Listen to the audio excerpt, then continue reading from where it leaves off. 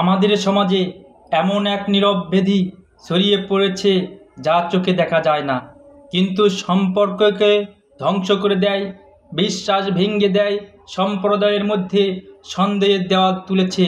এই ব্যাধির নাম হলো চগলখড়ি ও গোয়েন্দাগিরি। চগলখড়ি কি? চগলখড়ি মানে হলো একজনের কথা আরেকজনের কাছে লাগানো, যাতে তাদের মধ্যে মনোমালিন্য, বিরোধ কিংবা শত্রুতা সৃষ্টি হয়। ইসলাম এটাকে অত্যন্ত গরিত কাজ হিসেবে চিহ্নিত করেছে। রাসূল সাল্লাল্লাহু আলাইহি সাল্লাম বলেছেন, চগলখোর জান্নাতে প্রবেশ করবে না। চগলখোর মানুষ সমাজে বিভেদ সৃষ্টি করে, সে মানুষের আস্থাকে ভাঙে, বন্ধুত্বের সম্পর্ক নষ্ট করে। আজ আমাদের চারপাশে এমন লোকের অভাব নেই যারা অন্যের কথা বিকৃত করে ছড়িয়ে দিয়ে আনন্দ পায়, অথচ তারা বুঝতে পারে না তারা কি ভয়ঙ্কর অপরাধে লিপ্ত হচ্ছে। গোয়েন্দাগিরি ও গোপন খোঁজ খবর নেওয়া।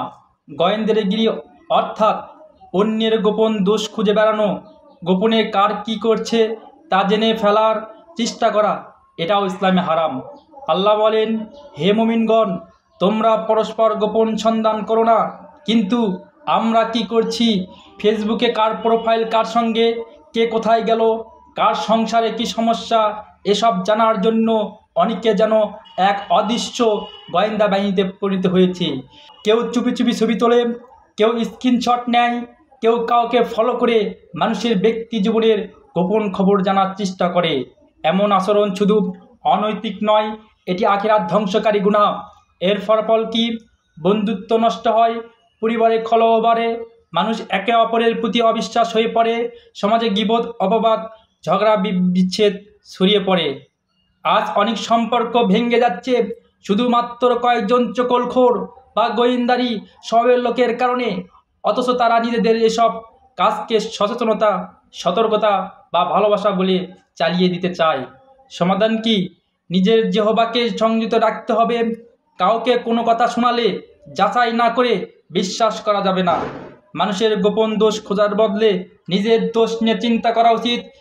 পরিশেষে যে সমাজে চগলখোর ও গুপ্তচর বেড়ে যায়, সে সমাজে শান্তি থাকে না। ভালোবাসা হয় লোক দেখানো, বন্ধুত্ব হয় সন্দেহের ভিতরের ওপর গড়া।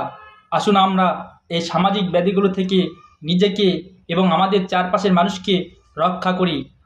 আল্লাহ আমাদের সবাইকে গীবত, চগলখড়ি, গোয়েন্দাগিরি থেকে হেফাজত করুন। আমিন।